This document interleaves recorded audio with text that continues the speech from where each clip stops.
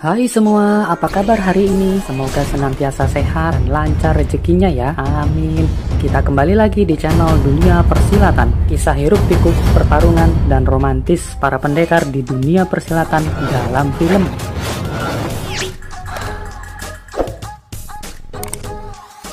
Kisah cerita film kita kali ini berjudul Side Story of Fox Fallen. Berikut cuplikan part sebelumnya.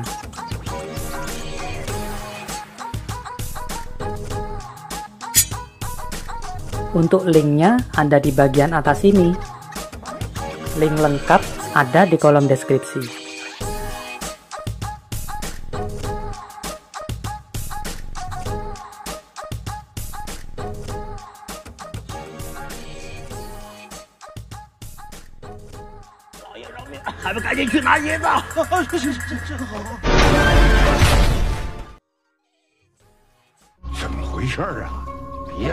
Putra Feng Tian protes kepada tetua Tang. Rencana mereka gagal, menghabiskan banyak uang, nyawa pun nyaris melayang. Tetua Tang menenangkan mereka akan tetap aman karena kediaman ini bersebelahan dengan kediaman Panglima Fu. Hu Fei tidak akan berani gegabah. Lagi pula ada biksuni yang ikut melindungi mereka. Di kesempatan lain mereka menghadap ke biksuni, membawa sebuah kotak hadiah. Biksuni menolak hadiah itu dan meminta mereka pulang.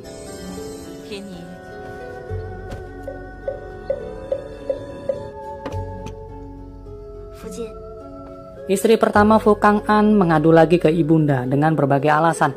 Ibunda lalu mengeluarkan sebuah botol untuk menantunya itu tanpa menjelaskan apapun.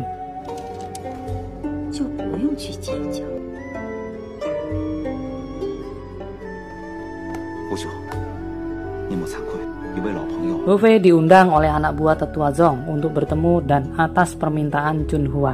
Chun Hua mengetahui kalau Hu Fei berada di ibu kota dari tetua Zong. Mereka berbincang panjang lebar. Chun Hua meminta Hu Fei bisa menjadi guru anak-anaknya karena mereka mengagumi Hu Fei.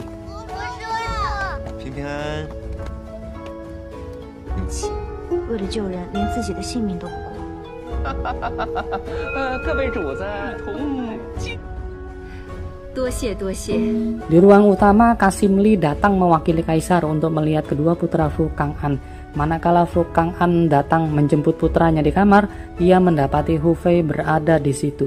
Chun Hua memperkenalkan Hu Fei sebagai kerabat yang pernah menyelamatkannya. Hu Fei lalu pamit pulang. Ada perasaan tersinggung dan cemburu di hati Fu Kang'an kepada Hu Fei. Ia memberi suatu perintah kepada pengawalnya. Di dalam kamar, Fu Kang'an meminta Chun Hua tidak lagi mengundang pria masuk ke dalam kamar agar tidak beredar gosip.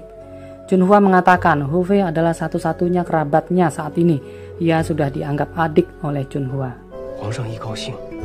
Di tengah jalan, beberapa pengawal mencegat Hu Fei. Mereka membawa sebuah kotak besar, dikatakan itu hadiah buat Hu Fei dari Chun Hua. Hu Fei menolak karena merasa tidak berjasa apa-apa, namun pengawal memaksa. Akhirnya bawahan tetua Zong membantu Hu Fei menerima hadiah itu. Saat kotak dipegang, tiba-tiba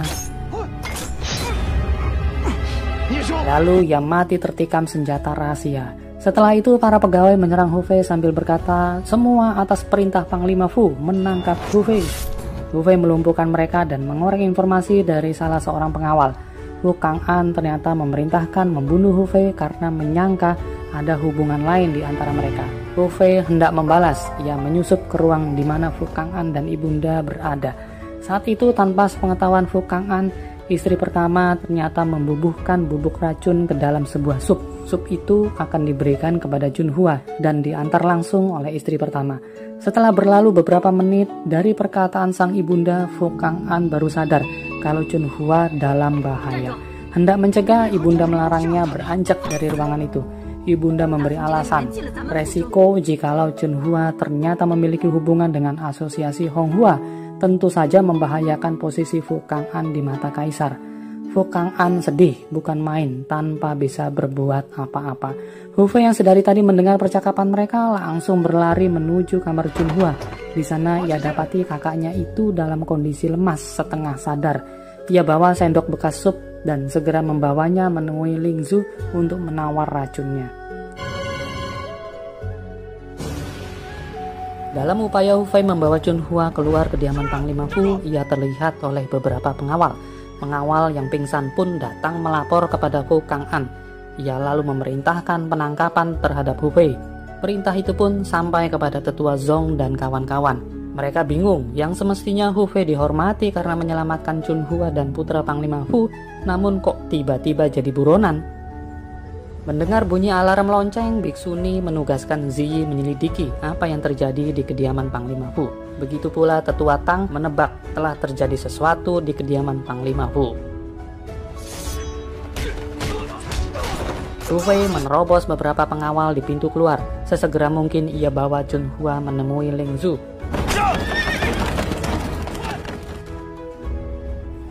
Ling Zhu memeriksa keadaan Chunhua. Hu Fei mengeluarkan sendok bekas sup beracun yang ia bawa. Ling Zhu mengenali jenis racun yang sangat berbahaya itu. Ia membutuhkan waktu 24 jam tanpa gangguan untuk mengakupuntur Chunhua.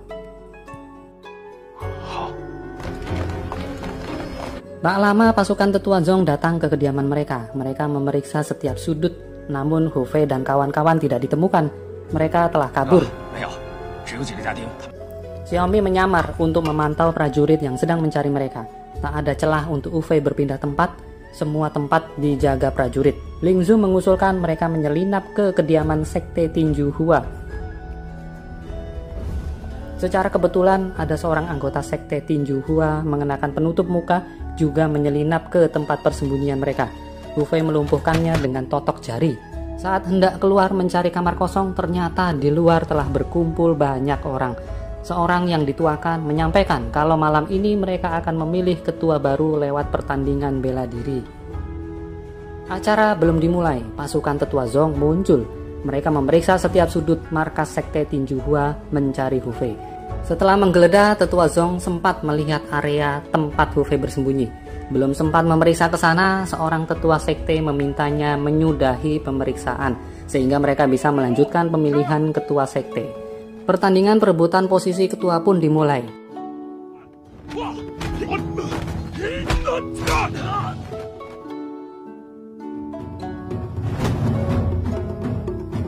Seseorang memanggil nama kakak Ji Xiaofeng kalau sudah gilirannya untuk maju. Hu Fei yang sedari tadi berusaha mempelajari jurus-jurus mereka akhirnya maju menggantikan Ji Xiaofeng. Ia hendak merebut posisi ketua agar pengobatan Chunhua bisa lebih tenang. Hu Fei maju mengaku bernama Cheng Linghu, murid dari aliran Tian. Murid yang memanggilnya bingung dengan sosok Cheng Linghu karena baru mengetahui nama itu. Mereka mengira kakak Ji Xiaofeng mengirim muridnya dulu.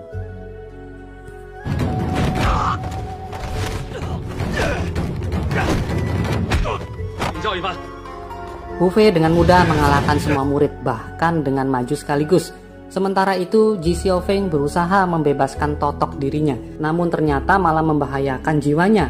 Ling Zhu memberinya sebuah pil untuk mengobatinya.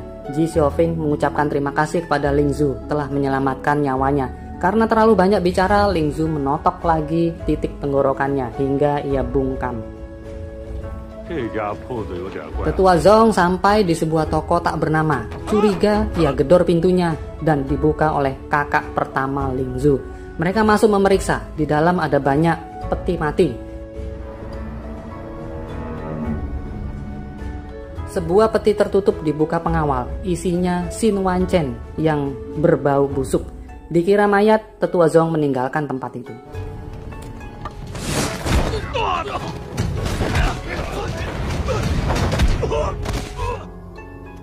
Semua murid telah dikalahkan Hu Fei, namun seorang tetua menyangsikan Hu Fei. Ia melihat jurus yang dimainkan Hu Fei walaupun mirip tapi intisarinya berbeda. Bahkan 90% jurusnya berbeda. Hu Fei beralibi jika ingin bersaing dengan sekte besar seperti Shaolin, Wudang, Taiji, dan Bagua, maka harus ada pengembangan jurus. Hu Fei menantang tetua jika menyangsikan kemampuannya, tetapi tidak diladeni oleh mereka. Akhirnya mereka meminta Hu Fei memperagakan jurus dasar Tinju Hua, Tinju Hua pertama. Saat Hu Fei kebingungan, muncul Ji Xiaofeng. Ia membela Hu Fei dan menjelaskan kalau Hu Fei adalah murid ayahnya yang telah belajar 12 tahun. Akhirnya Ji Xiaofeng yang mewakili Hu Fei memperagakan jurus Tinju Hua pertama. 更是根基部分。 Setelah selesai, Hu Fei resmi diangkat ketua sekte Tinju Hua dengan nama ketua Cheng Linghu dan siap mengikuti pertandingan ketua dunia persilatan.